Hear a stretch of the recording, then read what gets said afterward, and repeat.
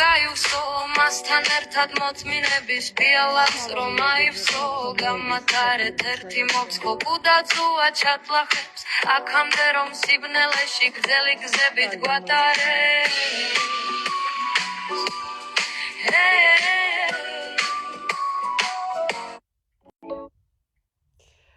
და აკმა სადაც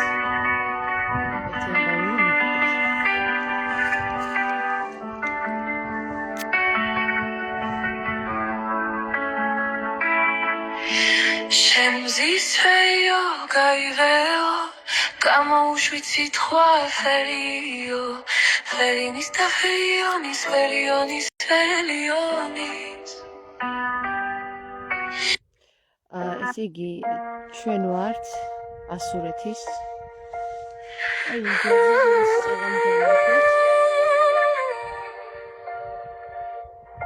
და შემზისვეიო გაიღეო გამოუშვით სიტყვა ფერიო აი ფერინის და ფერიონის ფერიონის Velionis, Velionis, Velionis, Velista, Lelisere, Merve, Orionis, Oriani, Oribani, Origani, Oridoni, Coronigos, Veliebis, Makar, Makar, Heli, Heli, Alicetis, Ianebis. Aniebis, Ianebis, Kaliebis, Liliebis, Viსაც ვალი ჰურიების, გასაღები აქ სამლექსი. Helionis, Helionis.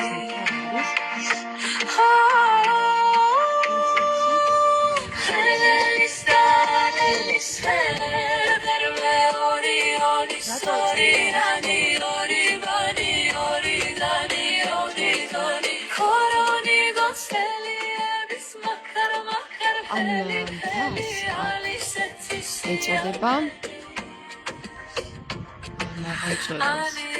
მანდიდგა სასახლე, საზაფხულო სასახლე. მე-19 საუკუნეში, როდესაც გიორგი მესამის აუჯანყდნენ, ხო? მთელი ორბელთა საზოგადოება მათ სასახლეში შეიკრიბა. ეს იყო ციხესიმაგრე. 30,000 როგორც მახსოვს 30,000 თუ 15,000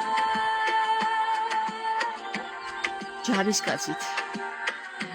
ხო, და რატომ ეხლა 15,000 ჯარისკაცით? ამ დროს გიორგი მესამე წასული არის ომში. და როდესაც ორბელებმა გადაწყვიტეს, რომ დემნა უფლისწული უნდა გააყონ, აიყვანეს ამ მთაზე და გაამეფეს. თაზე დაადგეს გვირგვინი. მეფე იყო რა პრინციპში დემნა უფლისწული.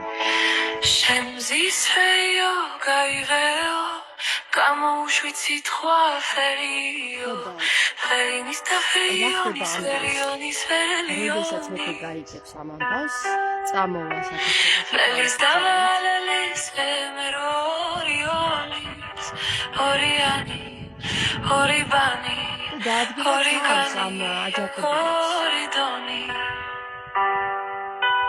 Coronigos, Veliebis, Makar, Makar, Heli, Heli, Alicetis, Ianebis.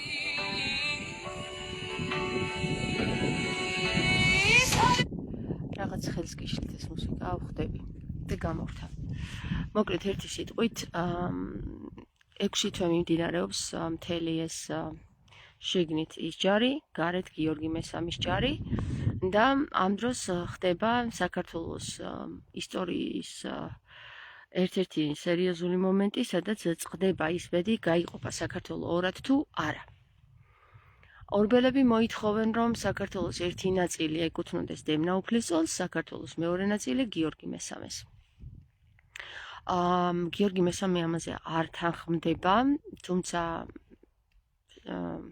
თუმცა მიდის მოლაპარაკებაზე, სთხოვს რომ ეს ხალხი, ვინც შიგნით აჯანყებულები არიან, მოლაპარაკებაზე წამოვიდნენ, მაგრამ როგორც ჩანს, ეს ამბავი არ მოსწონთ ორბელებს.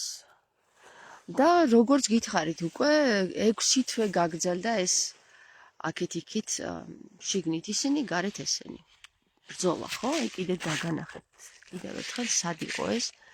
აი ამ მთაზე ახლა ეფარება ეს ხეები. ნახეთ, აი ამ მთაზე, აი ამ კოშკში. და ეს არის ქოროღლი. მეორე სახელი ქვია მას ქოროღლის მთა. და ეს ქოროღლის მთა რატო ქვია? იმიტომ რომ თურქულად ქოროღლი ქვია ბრმა ძეს. როდესაც უკვე 6 თვე გავა და დემნა უფლისწული მიხვდება იმას, რომ რაღაც აქ ვერ არის კარგად საქმე, ეს ორბელები მართლა თავისი ინტერესებისთვის იბრძვიან, გადმოძრება კოშკიდან და მივა გიორგი მესამესთან. ამ დროს თამარიც, რა თქმა უნდა, მონაწილეა ამ ყველაფრის, იმიტომ რომ თამარი აქტუალურად იყო ჩართული ამ საქმეებში. მეცაც გეტყვით, რომ თამარი, როდესაც აჯანყდნენ, სანამ გიორგი მესამე გაიგებდა, ამ აჯანყებულებთან მივა და გააფრთხილებს. და მას გამოყვებიან, ესე იგი, მხოლოდ 4 კაცი. 4 არა. ალბათ ერთი მამა და შვილები, ესე რომ ვთქვათ. 2 მამა და მათი შვილები, ანუ ალბათ 6 კაცი. ხო და რა ხდება ახლა? როდესაც დემნა უფლისწული ჩამოვა და მეფესთან მივა. ამას ხშირად მოვყვები ხოლმე, იმიტომ რომ საქართველოს მოსახლეობამ ისტორია არ იცის. ამ დროის ისტორია არ იცის. ყველაფერი გაყალბებულია, რატო? ძირითადად გიორგი მესამეს მოიხსენიებენ როგორც ბოროტ მეფეს და თამარს ადანაშაულებენ იმაში, რომ დემნა უფლისწულს წაართვა, ესე იგი, თავისი ადგილი. სკამი თუ გვირგვინი. დილამშვიდობისა. პირადი ვნახე, იცით რამდენი მაქვს მოწერილი პირადში, აღარ ყველაზე ახლო მეგობრებს ვპასუხობ, მხოლოდ ყველას ვერ გიპასუხებთ პირადში. ხო და მეგობრებო, მოხდა ისე, რომ აქ ეკლესია, აი აქ არის ეკლესია, ეს არის ეკლესია, ნახეთ, აქ ეპისკოპოსებიც იყვნენ, აქ მთელი სოფელი იყო, აი აქ მთელი სოფელი იყო, მე-17 საუკუნეში მერე შაჰ-აბასმა აოხრა. აი ეს არის კედელი ეკლესიის. აი ეს ქვები მე გადმოვალაგე და აქ არის ეკლესია. რატომ გაჩვენებთ ახლა ამ ეკლესიას, იცით?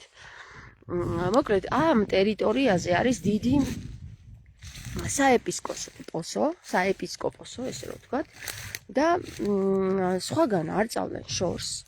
სადღაც აი ამ ახლოს, აი იქითაც ეკლესიებია, ბეთანიის ეკლესია მაღლა, ბეთანიის ეკლესია იქით არის, აქ არის კაბენის მონასტერი. ხო და რა ხდება ახლა, იცით? ხდება ის, რომ გიორგი მესამე ჩავარდება საფიქრალში, იმიტომ რომ ძალიან რთულ ვითარებაში ჩადგა ახლა. ნახე, თავისი შვილი მოვიდა და შესწყალებას თხოვს, არა და სასჯელი მისი არის სიკვდილი. სიკვდილით უნდა დაისაჯოს. ხო და სიკვდილით ვერ სჯის, იმიტომ რომ თავისი შვილი გაზრდილია, როგორც შვილი ისე ყავს გაზრდილი, იმიტომ რომ ერთ კარზე იზრდებიან თამარი, დემნა, დავითი, დანარჩენები, ხო? ხო და ეხლა როგორი საკითხია ის, რომ მეფემ ეს აიღოს და მოკლას ეს დემნა, ხო? არ უნდა რომ მოკლას, თორე როს დომოდა მოკლა, ხო? არ გადასცემდა ეკლესიას. ხო და იცით რა გააკეთა მეფემ? ესეთი დიპლომატიური საკითხი ჩარევა გააკეთა მეფემ. დიპლომატიურად გადაწყვიტა, რომ მისი გადაწყვეტილება არ შესულიყო ისტორიაში როგორც ესეთი სასტიკი მეფე, იმიტომ რომ წესით უნდა მოეკლა. ანუ წესით და რიგით. როდესაც კანონით კანონიერ მეფეს უჯახდები, ხო? და იმხელა უზრდელობით მეფეს პირდაპირ მნიშვნელობით მეფეს ისეთ რაღაცას კადრებ, რომ შენ მეფედ მე აღარ მჭირდები და აგერ დემნა დავისვი მეფედ, გესმის და ეხლა ეს დემნა გინდა არ გინდა მონაწილე ამ საკითხში, ეხლა ყველა შემთხვევაში უარი ხუარ თქვა იმ გვირგვინზე, ხო? მონაწილეა, ხო და ხდება ისე რომ ფიქრობს ეხლა ეს გიორგი მესამე, რომ მოდი იცი რას ვიზავ, აი რომ არ მოხდეს და ჩემი გადასაწყვეტი რომ არ იყოს ეს სასტიკი მკვლელობა, ხო? მე ამას გადავაბარებ ეკლესიას. იმიტომ რომ ეკლესია ახლა ესე თუ ისე მართლმადიდებლურია და დაიცავს ამ ადამიანს. მაგრამ ხდება ისე რომ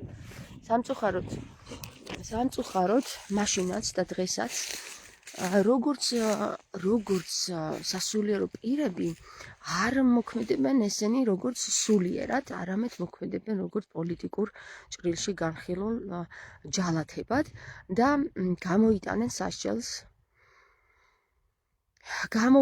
სასჯელს დემნა უფლისწულს. საეპისკოპოსთა პირები გადაწყვეტენ, რომ ესენი ყველანი უნდა დაისაჯონ. ძირითადად თვალების დათხრით და სიკვდილით. თვალების დათხრა იყო ერთ-ერთი სასტიკი სასჯელი და როდესაც ისინი გადაწყვეტენ, რომ 15,000 ჯარისკაცი თვალების დათხრით დასაჯონ, ხდება ისე, რომ ესენი სახელმწიფოსთვის იქნებიან შემდეგში მხოლოდ last, ანუ ტვირთი, რომელიც უქმი ტვირთია. როგორც საკვების მხრივ, ისე მათი არსებობა, მათი შენახვა ხო უნდა სახელმწიფოს პრინციპში ჯარისკაცი, რომელსაც აქვეითებ, რომელსაც აბრმავებ, ის არის მკვდარია უკვე. და ხდება ისე, რომ ამ ხალხს დამარცხდებიან ესენი, ანუ მარცხს განიცდიან ორბელები და გამოიყვანენ ამ ხალხს თავიანთი ოჯახები თურთ. ანუ ნახეთ რა ხდება ახლა. როდესაც ეკლესია გადაწყვეტს ასეთ რამეს, რომ საქართველოს ძალიან დიდი საფრთხე ემუქრება. ორბელების შვილები, შვილთა შვილები შეიძლება უკან წამოვიდნენ ამ სასჯელის გამო და უკან დაარტყან, ესე იგი შური იწიონ ამ პირებზე, იგივენაირად, როგორც უკვე გითხარით, მეფეებს მართავდნენ ეპისკოპოსები. ესე იყო, მეფეები არ მართავდნენ სახელმწიფოს, მეფეები იმართებოდნენ ეპისკოპოსებისგან. და მეფეს ჰქონდა იმის უფლება, რომ ვინმე შეეწყალებინა, ან არ შეეწყალებინა. მოხდა ისე, რომ ესე იგი გადაწყვეტილება ამ ეპისკოპოსთა საზოგადოების არამართლმადიდებლურად, რომ ამ ჯარისკაცთა საზოგადოება როგორც დაებრმავებინათ, ისე ამოეხოცათ, არა მხოლოდ ეს საზოგადოება, არამედ მათი ცოლები, დედები, მამები და შვილები. წარმოგიდგენიათ ახლა რამხელა მასასთან გვაქვს საქმე, რამხელა მთელი საქართველოს ქართლის, აი აქ ქართლი ვისაც ეკუთვნოდა, ორბელებს ეკუთვნოდათ ეს ქართლის ტერიტორია, რუსთავი ქართლი, მათი საზოგადოება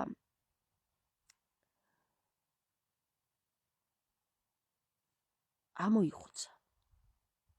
ვისი გადაწყვეტილებით? არა მეფის გადაწყვეტილებით, ეპისკოპოსთა გადაწყვეტილებით და მინდა გითხრათ, რომ ეს იყო პროვოცირებული თვით ორბელების მიერ.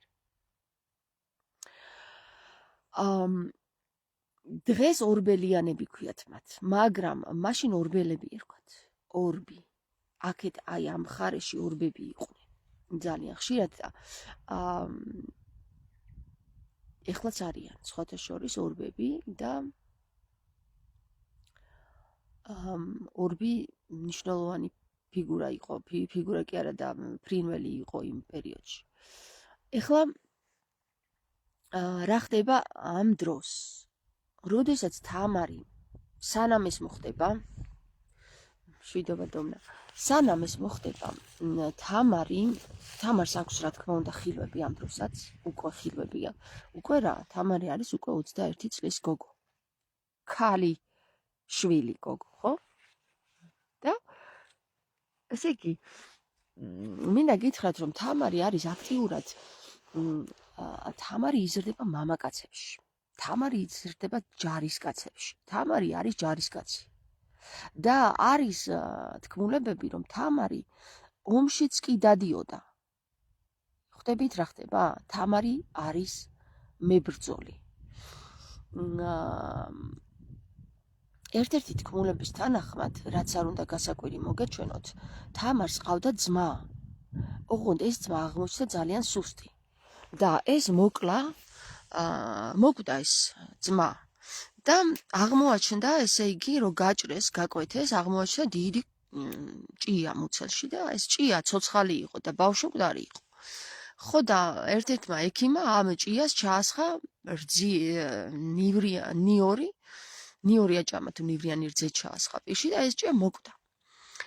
თამარი ასრულებს მისი ძმის მოვალეობას.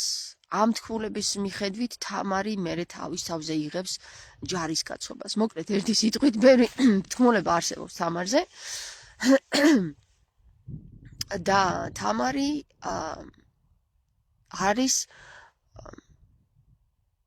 ბრძოლის ხელოვნებით დაჯილდოვებულია თამარი. ან ძალიან კარგად იბრძვის. ხმალი ხელში უჭირავს და იბრძვის ჩვეულებრივად. და არ იყო ეს გასაკვირი ქალები იმ პერიოდისთვის, ჩვენი წინაპრები, ქალებიც იბრძოდნენ. ქალის და კაცის საბრძოლო ხელოვნებით დაჯილდოვებული იყო. რა ხდება ახლა? თამარი მიდის ამ აჯანყებულებთან. ახლა რა თქმა უნდა, თამარს ხელს არავინ არ დაადებდა და არავინ არ მოკლავდა იმის გამო, რომ თამარი იქ გამოცხადდა აჯანყებულებთან. ამიტომ თამარი შედის მათთან და ესაუბრება დემნას. მაგრამ დემნას და თამარის საუბარი, ეს ინფორმაცია მეგობრებო, ეხლა რასაც გიყვებით დემნას და თამარის საუბარს და თამარი რომ მიდის აჯანყებულებთან არის, არსად არ წერია. ეს ინფორმაცია გამოვიძიე მე. როგორ გამოვიძიე?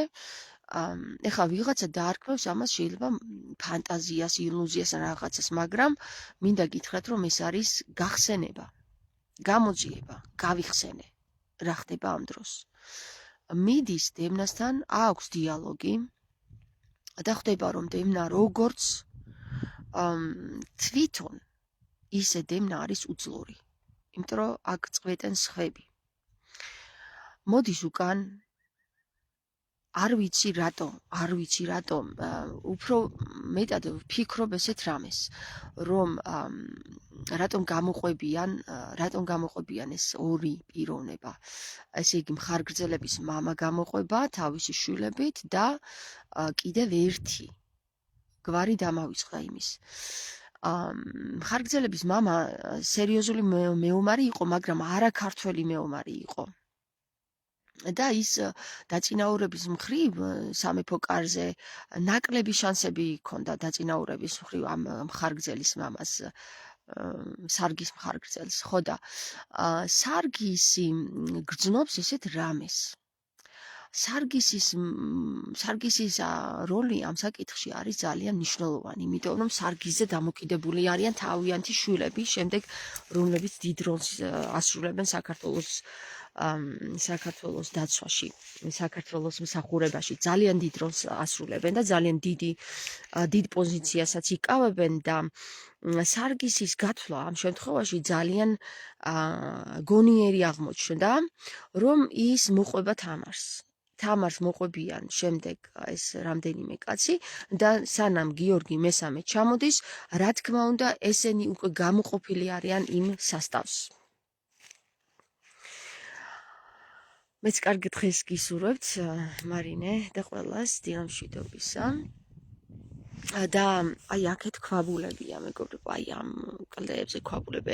ეს საერთოდ ძალიან საინტერესო, ისტორიულად ძალიან საინტერესო კუთხე არის. აი უძლიერესი კუთხე არის ამ მხრივ, მაგრამ ეხლა შახ-აბასმა რო ააოხრა ეს ადგილი, იმის მერე არაფერი აღარ დარჩა, მაგრამ აი ეს კანიონი, ეს კანიონი, რომელზეც ახლა გაჩვენეთ, სადაც თამარი შემდეგ გარდაიცვლება ამ კანიონზე.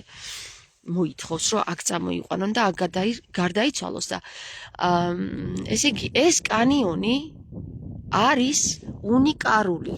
ეხლა რა არის უნიკალური, იცით? ეხლა გადავხდით თემიდან, მაგრამ ცოტას გეტყვით უნიკარულზე.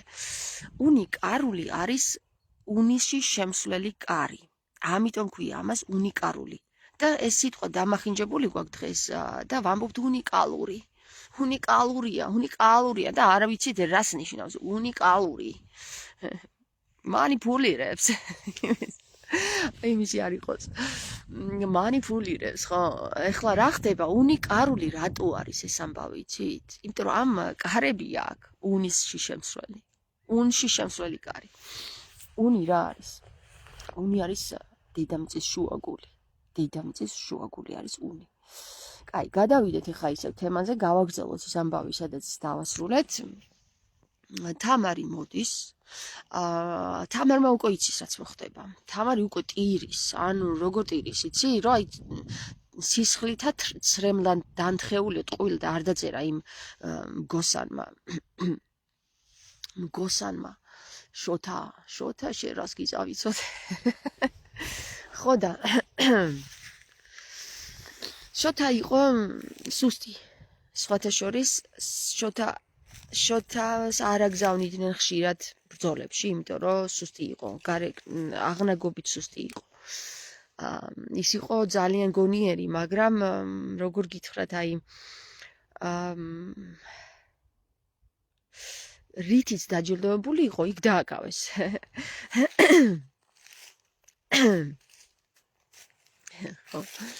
ეხლა რა მინდა გითხრათ კიდე, იცით რომ ხდება ეს ამბავი და კლავენ, ესე იგი ვის კლავენ? დემნაუფლის წულს თვალებს თხრიან. თმებო, დადეკ სათმელესა? როგორ? თმებო, დადეკ სათმებელსა. შეინტერესო. ენის გამტეხები ხო იცი? მარინე წერს, მადლობა უფალს, რომ არსებობ ჩემო დედოფალო, მარინე, საყვარელო. იქ ვიდექი 4 წლის წინ აღდგომა დღეს და აი იქ ვიდექი. და იქიდან აქეთ გადმოვიხედე. და ეს გორა, ეხლა აქედან ხო ხედავ ამ გორას, მაგრამ იქიდან კარგად არ ჩანს ეს გორა. აქ ჩანს აი ეს ველი. აი ეს ველი ჩანს. აი აქ ეს ხეები ეფარება, აქ ველია რა. აი ეს ველი ჩანს და ამ დროს უკვე ძიებაში ვარ და უკვე რაღაცებს მიმხელენ რა, ანუ იქ ყველაფერი ისე ხდება, რომ ეს დამთხევა არ არის, ხვდები რომ დამთხევა არ არის და საბოლოო ჯამში რომ გავიგე თამარმა სად მოითხოვა რომ გარდავიცვალო, იქ წამიყვანეთო. ავედი იქ. შეგრძნება იყო ესეთი. შეგრძნება ძალიან უცნაური იყო. უცნაური იყო რატო იცით რომ გრძნობ რომ ცოცხალი ვარ. და თან ვიცი რომ აქ პირველად არ ვდგავარ, მაგრამ პირველად ვდგავარ და ეხლა რა ხდება, იცით, იქიდან რომ გადმოვიხედე და ვკითხე. აი, ზეცაში ავიხედე და ეს ღრუბლიანი მზიანი დღე იყო, ღრუბლიანი. და ვეკითხები ეხლა, ჩემთვის ვდგავარ. და ღმერთს ვეკითხები, ღმერთო მეთქი. სად არის მეთქი თამარის აკლდამა თქო რა და აკლდამა არ მithქოს, მაშინ არ ვიცოდი რომ აკლდამაში იყო თამარი. მაშინ მეგონა რომ ვფიქრობდი რომ აკლდამაში უნდა ყოფილიყო, მაგრამ დაზუსტებით არ ვიცოდი და მეგონა რომ ის არის სადღაც კლდეში და მოკლედ ერთი სიტყვით, როდესაც ეს კითხვა დავსვი, არც დააყოვნა, მზის სხივი ჩამოვიდა. ან დიდი მზის სხივი, ეს ღრუბელი გადაიწია, რა თქმა უნდა, ღრუბელი გადაიწია და მზის სხივი მე ჩამოვიდა და დაადგა ამ ველს. და ხა მე გეოგრაფი არა ვარ და ჩემი მეუღლე არ იყო იქ იმ სიახლოვეში რომ ეკითხა რომ ეს ის არ არის ჩვენ სადაც ვართ. ეხლა მზის სხივი სანამ ადგას, შემიძლია ვკითხო ეს ადგილი, მაგრამ იქ რომ მზის სხივი რომ გადავა, მე ვეღარ ვკითხე ეს ადგილი იქ არის, სადაც ჩვენ ვართ. ხო და მოკლედ ერთი სიტყვით ჩემი მოკლა ამოვიდა და ვეკითხები რომ აი ეს ადგილი, აბა რომელი ადგილი? აი ეს ადგილი, აი ვერ გავაგებინეთ ერთმანეთს, მოკლედ რომელ ადგილს გულისხმობ, იმიტომ რომ რთულია ცოტა გააგებინო ადამიანს, დუგვინტი თუ არ გაქვს, რომც გქონდეს ვერ გააგებინებ, რომელ ადგილს გულისხმობ. ხო და მოკლედ ერთი სიტყვით ვფიქრობ რომ ეს ველი იყო, რომელზეც სხივი დაეცა რა.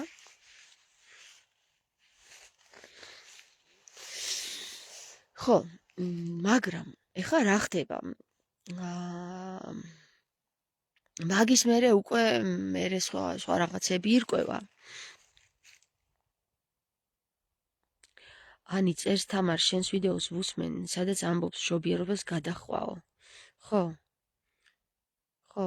ანი, მერე კითხვები გაგიჩნდა? ხო და მოკლედ ერთი სიტყვით ეს ამბავი მოხდა აქ საქართველოში, ახლა რაც მოგიყევით. წავედი ახლა მე. აქ არის ხე, ნახეთ როგორ ეს ეკლესია რო გადმოინგრა. ეს არის მე-18 საუკუნეში გადმონგრეული, ალბათ, იმიტომ რომ იმ წუთშივე ხო არ დაინგრეოდა ეკლესია მე-17 საუკუნეში ეს ადგილი დაირბა შაჰაბაზის მიერ. აქ ეკლესია იდგა და აი ხეს ხედავთ ხო როგორ ჩაძირულია ხე, ამხელა მუხა, მარტო ზედანაწილი ჩანს. ხო და ეს ეკლესია აღსადგენია რა. აქ სხვათა შორის მე პასუხი გამეცა, რომ აქ არის თამარ მეფე. აქ არის, მაგრამ მერე მომივიდა წერილი. წერილი არის ესეთი, რომ ის არის უშკულში მაცხოვრის ეკლესიაში. და იქ იცი როგორ არის ახლა, აი როგორ გითხრათ რა. ჩვენ გვაქვს უნიკარული ადგილები. რას ქვია ახლა ეს უნიკარული ადგილები, მეგობრებო რა? ანუ როდესაც შენ სადღაცა ხარ, აი თუნდაც აკლდამაში, ხო? ის აკლდამა ზემოდან ჩასასვლელი არა აქვს მხოლოდ იმ აკლდამას. აქვს ქვემოდან გასასვლელებიც. ხო და თამარის აკლდამა, თამარის თვითონ სხეული, ხო? სხეული, კაბა, ესე რომ ვთქვათ, შეგიძლია გადაიტანო აქედან იქიდან აქ, ამოგზაურო ისე რომ ზის შუქი არც ნახოს. ხვდები, ხო? ანუ ხვდებით რა ხდება. ხო და არ არის გამორიცხული, რომ საქართველოს ისეთი უნიკარები აქვს, რომ თამარის აკლდამა თუ კი სადმე საშიშროება ჩნდება, გადაადგილებადიც არის. ხვდებით, ხო? და განდობილებიც ბევრი გვყავს ახლა ჩვენ ქვეყანაში, არა მხოლოდ მაშინ იყვნენ, დღესაც ბევრი განდობილია და განდობილები ვინ არიან? ისინი არ ჩდებიან, შეიძლება შეხვდე კიდევაც შეუულებრად, მაგრამ არ ამბობენ, რომ ისინი განდობილები არიან. საყვარლებიანია. ხო, ესე უნდა და მაგიტომ განდობილიც მაგას ქვია, რომ შენ არ ანდობ თავს სხვას, მაგრამ შენ განდობენ ინფორმაციებს, რომელიც ამ ტერიტორიისთვის მნიშვნელოვანია. ხა რატო ამ ტერიტორიისთვის მნიშვნელოვანია? აქ ძალიან ბევრი განძი ინახება. და ამ განძის დარბევა არ შეიძლება. როგორც გითხარით, უკვე მე პასუხი გამეცა, რომ თამარ მეფის აკლდამა იმ პერიოდისთვის 4 წლის წინ თამარ მეფის აკლდამა არის აქ. მაგრამ მერე წერილი მომივიდა, რომ თამარ მეფის აკლდამა არის უშკულში მაცხოვრის მონასტერში. მაცხოვრის მონასტერში ჩასასვლელი უკვე გითხარით კიდევაც გაგიცხადეთ საიდან არის და როგორ დაზუსტებით, ზედმიწევნით. სავარაუდოდ ეს აკლდამა გაიხსნება ამ წელს და ვისურვებ, რომ თამარის კაბა იქ აღმოჩნდეს, მაგრამ არაფერი მაგრამ, ვისურვებ, რომ იქ აღმოჩნდეს თამარის კაბა. თუ მშობიარობას გადახვა როგორ მოითხოვა მან დასვენება. ანი სანამ იმშობიარებდა ხო იცოდა რომ გადიოდა უკვე. ხო და მოითხოვა აქეთ წამოსვლა. სხვათა შორის მაგაზე ძალიან სერიოზული კვლევა მაქვს მე და ეს წერილი რომ მოვიდა, ვისაც ვესაუბრე, ხო? ვისაც ვესაუბრე, ეს გოგო თავისი ისტორიით არის ესეთი წარმოშობის, რომ აიყვანეს სვანეთში ორი ძმა. ერთს ერქვა კაბერი და მეორეს ერქვა რეზი. ეს კაბერი, აქ არის კაბერის მონასტერი, სხვათა შორის თამარ მეფის დაარსებული. კაბენის მონასტერი ქვია, მაგრამ მე ვფიქრობ, რომ ამას კაბერის მონასტერი ერქვა და არა კაბენის, იმიტომ რომ კაბერი არც თუ ისე ხშირი სახელია საქართველოში. და კაბერი არის გაჩუნდი გადათხარონ, უნდა ვიპოვოთ თამარის, უნდა გამოვიდეს უკვე, არ შეიძლება ესე. ხო და თამარი ცოცხალია და უნდა გამოვიდეს უკვე, აღარ არის. ანუ ეს თამარი რატო ასაიდუმლოებს თავის კაბას, იცით? სანამ მოვა, მანამდე ხელი არავინ არ უნდა ახლოს. და თამარი მოსულა და ვიღაც დაელოდება, ხო? ამბობს ხმამა. ხო და ეხლა ნახეთ რა ხდება. ხდება ის, რომ კაბერი და რეზი აიყვანეს სვანეთში და უთხრეს ესენი არიან მეფის ძეები. ხვდებით ხო რა შეასაქმე? მეფის ძეები არიან, რომელთაც უნდათ სხვანაირი ახსნა. სად იყო მეფი თვითონ შვილების დედა და მამა? ხო? კითხვა ისმის, სად არიან ამ დროს დედა და მამა და ორი, ანუ ტყუპი, სავარაუდოდ ტყუპები, ან შეიძლება არც იყვნენ ტყუპები, თამარს უკვე ყავდა შვილი და ეს გასაიდუმლოებულად იყო და შემდეგ მეორე შვილი რო გააჩინა, ეს კიდევ გასაიდუმლოებულად იყო და ნუ მოკლედ მშობიარობის დღეს არ დაღუპულა, მაგრამ სავარაუდოდ ამას შეეწირა. შესაძლებელია კიდევაც რომ მესამე შვილს აჩენდა და იმას შეეწირა. ანუ მე ვფიქრობ რომ თამარი 5 წლის განმავლობაში არ იყო მარტოდ. ის იყო ზაქარია მხარგრძელთან ერთად, მაგრამ ამის თქმა ხმამაღლა არ შეიძლებოდა, იმიტომ რომ ზაქარია მხარგრძელი არ იყო ქართველი. და არც მეფე იყო რომ თამარისთვის ხელი ეთხოვა. პირი არ იყო ისეთი, ვისაც ხელის თხოვნა შეეძლო თამარზე. ამიტომ ის წინაურდება, ვფიქრობ თამარის დახმარებით, ზაქარია მხარგრძელი ხდება შემდეგ სასომხეთის მეფე, მაგრამ როდესაც სასომხეთის მეფე ხდება, მიდის ინდოეთში, იქ დიდ ლაშქარს დაიპყრობს, მოდის უკან და სამწუხაროდ ზღვაში გაუჩინარდება. ხო, მთელი ლაშქრით რამდენიმე ათასიანი ლაშქრით და მონებით მოდის უკან, დიდძალი ფულით, ანუ ოქროთი, განძით, მაგრამ გაუჩინარდება. ხო და ამას გადაყვება მერე თამარი, ამაზე ნერვიულობას.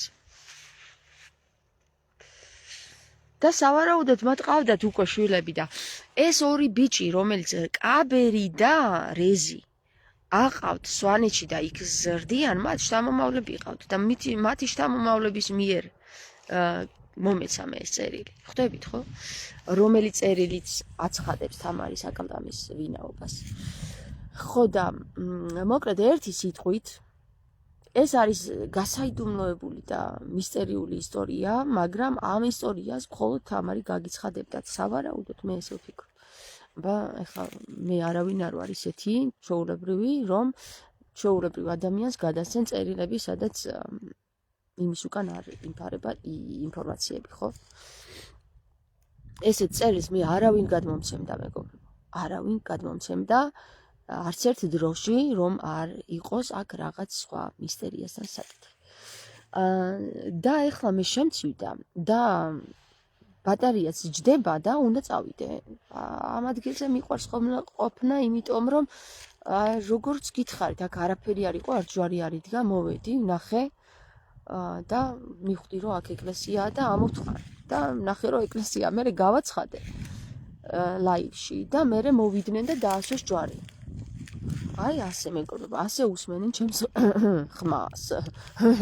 ხმას. წავედი. ხო, კითხვები თუ გაქვთ, დამისვით და მეორე ლაივში ჩავწერ. მარინე, შენც გგონია რომ ეს კაბა არის კაბას ვერ ჩამაცმევენ. კაბა იცი რა არის? გვამი არის კაბა. გვამს არ უწოდებენ წმინდანის კაბას. გვამს არ უწოდებენ წმინდანის სხეულს ეწოდება კაბა. და სულ ამ კაბაზე ვლაპარაკობ, მაგრამ თქვენ გონიათ რაღაცა ოქროს კაბაა, ხო? ოქროსი, იმიტომ რომ არ გაიხსნა. ხო, ოქროს კაბა არის, როცა შენი გვამი დარჩება გაუხრწნელ მდგომარეობაში. მაგ კაბაზე, მაგ გულით მინდა რომ ეს კაბა შენ ჩაგაცვენ, შენ თამარ დედოფლობა გიხდებოდა 100% დარწმუნებული ვარ. შენ აცოცხლებ თამარ მეფეს, მე ვაცოცხლებ თამარ მეფეს, მაგრამ იმ კაბას არ ჩავითმ, მათში აგერ ახალი კაბა. ენძელა და ია ფაიტონზე ზიან. ჩამოვარ და ია კაბა დაიხია. ნოტირი ხარია, ახალს გიყიდიან, მე ახალი არ მინდა, ძველი მირჩევ ნია, ვინ ამბობს ამას? ია. მაგრამ ახალი ჯობია.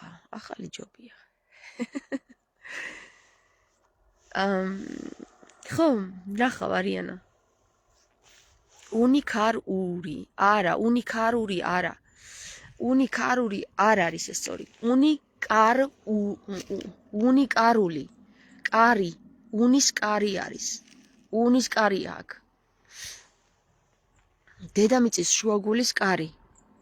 ანუ ტიამატში ჩასასვლელი კარი. ყველგან არის საქართველოში, სადაც უნიკარულს უწოდებთ. არა, მთები უნიკარულია. ყველა ძირითადად ყველა მნიშვნელოვან ადგილზე უნიკარულებია. უნის კარებია. ცხეთაში აქ. ცხეთა და ეს ადგილი, მეგობრო, ძალიან ენერგეტიკულად ძალიან ერთ სიხშირეზე დგანან. მცხეთაში და აქაც მიწის ქვეშა ქალაქებია. წავედი გამიყინა ხელები. გაგოჩ.